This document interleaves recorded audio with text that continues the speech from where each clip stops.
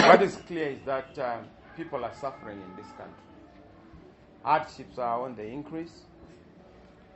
Conditions of living are deteriorating. I've heard of stories of school children not going to school. I've heard of stories of teachers who are incapacitated. I've heard of stories of parents who cannot mobilize school fees for their kids.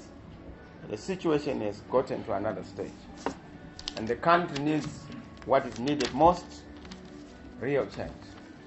But real change is not going to come on a silver platter. It now requires all of us to break barriers.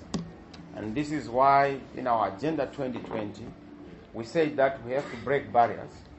By breaking barriers, we need to go beyond just the political parties. We need civic society, civil society. We need trade unions. We need teachers. We need our civil servants. We also need, most importantly, our churches to come together to find a common way forward. Our view was that dialogue is the only solution to our country because we need to give peace a chance. We need to give coming together an opportunity. What is clear is that Mr. Mnangagwa has not been available for dialogue. He committed himself through President Beki, but up to today, he has not been available for dialogue. So I suppose we cannot continue to talk about dialogue. We need to put a full stop and start talking about how to resolve issues in this country. As I have always indicated, this year is a special year for what we want to see happening in the country. We in the MDC and in the alternative have said that there is a 5-step solution that this country has to embark on. There will never be a resolution of the crisis in the country until we resolve issues to do with the politics of our country. The crisis being a governance crisis, born out of any legitimate election. Until we resolve this, we will not be able to find our country going forward. Now, the legitimacy crisis is manifesting itself at 2 levels. At an electoral legitimacy level, but also a performance legitimacy level. This regime cannot perform. The economy is in the toilet. Everything is going south. Nothing is functioning. And you know the problems that are upon us. And what we need to do is to find a solution to the problems in our country. The first thing is for us to be able to share as a country on our 5-step solution. Let us agree on the nature of the crisis. Our colleagues in ZANU-PF say the crisis is an economic sanctions crisis. It's an economic crisis. We, in the alternative, say the crisis is a governance crisis, a political crisis born out of a disputed election. So we have no agreement on the nature of the crisis and the root of the crisis. We have to come together to say, as a people, what is the source of our crisis? The second issue for us is a comprehensive reform agenda which has to be put in place to resolve the issues that are affecting our country. Electoral reforms, political reforms, media reforms, judicial reforms, and of course, more important, legislative reforms to align everything in a manner that we appreciate and would want to see being put in place. The third issue for us is nation building and national healing. This country is bleeding.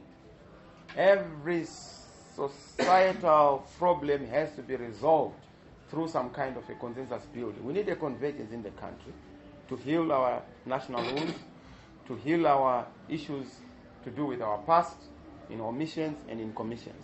But going forward, that requires nation building and being able to come together as a people to fashion a way forward for our country. Fourth issue for us is the issue of national engagement. And I've seen that Mr. Mnangagwa is emphasizing international engagement. But I've advised him, you can't have international engagement without national engagement. You can't internationally engage when you can't engage nationally. I know that he has created a platform called Pollard.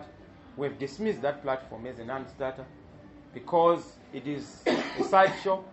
It is a monologue platform rather than a dialogue platform. Dialogue is for those who are not in agreement Mr. Maduku, Muteki, and others are in agreement with Mr. Mnangagwa. So I don't know what dialogue they are having. They must just agree as a choir to say that this is our position. And, of course, they will come and discuss with us, because we have a difference on how the election was handled. We have a difference on how the country is being managed. So that is the dialogue that is required between ourselves and those in ZANU-PF. I would say the last issue is the economic and humanitarian situation in the country, which we believe requires urgent resolution. You can't have democracy on dead bodies.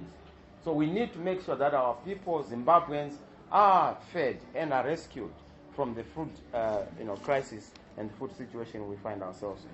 That is our humble submission as a way of just kick-starting our discussion on what has to be done. We launched our Agenda 2020, which is premised on the big fights that we have this year. The first fight is a fight for a people's government. We want the government to be a people's government. And you know what it means. We have always argued that the government we have at the present moment is a creation of the Constitutional Court. We wish we had the Malawian situation, then we would be able to resolve those issues through the courts. But we can't. We need the people themselves through the Constitution, Section 88, Section 117, Section 162. The sovereign authority in the country are the people. And we need to mobilize the people to have a people's government. People have to say enough is enough. We have now come to the end. We can't continue to live in a country where opportunities are evaporating every day, where we have missed opportunities, neglected advantages on account of omissions in government. So we need to be able to deal with that issue. The second issue is issues around livelihoods and dignity. That is our fight number 2. The humanitarian dimension of the issue, we are already making appeals to the international community. In fact, I've already made a public appeal. I continue to make that appeal to help Zimbabweans to be able to deal with the situation in the country. The third fight is a fight against corruption. Now, this fight is a big fight. Just recently, the Prosecutor General acknowledged that indeed we have state capture in this country and cartels have run riot, and we need to be able to deal with those issues as our key fights. We, on our part, we also have to do a lot within the party to deal with chlorinating our spaces, particularly where we have deployees in government, in local authorities, and in parliament. We have already launched the Integrity and Accountability Panel in that regard to enhance the standard of leadership, the standard of governance. And we are waiting for the report that has to be brought. Fourth issue, which is a key fight, is a fight for the rights of our people, the security and protection of citizens. You know that we have members who are facing treason charges. We also have members of the civil society who are being persecuted, people who have had to be abducted. All those issues have to do with the fight that we are going to have and what we are going to do. I'm just summarizing because I know that you don't have time. Last but not least is a fight for constitutionalism and defending the constitution of our country. Mr. Mnangagwa wants to unilaterally introduce new amendments to the constitution. We are saying yes to alignment and no to amendments. We do not need to talk about any amendment on anything. We need an alignment of our constitution in terms of legislation, but we also need to make sure that we stop and avoid the authoritarian consolidation we have seen taking place. Mr. Mnangagwa trying to reverse the gains of our democracy through what the people voted for. I want to thank you, members of the media fraternity in Bulawayo. I've never had the opportunity outside the rally to interact with you. So I'm available, I'm your guest, and I'm happy to be one. Thank you.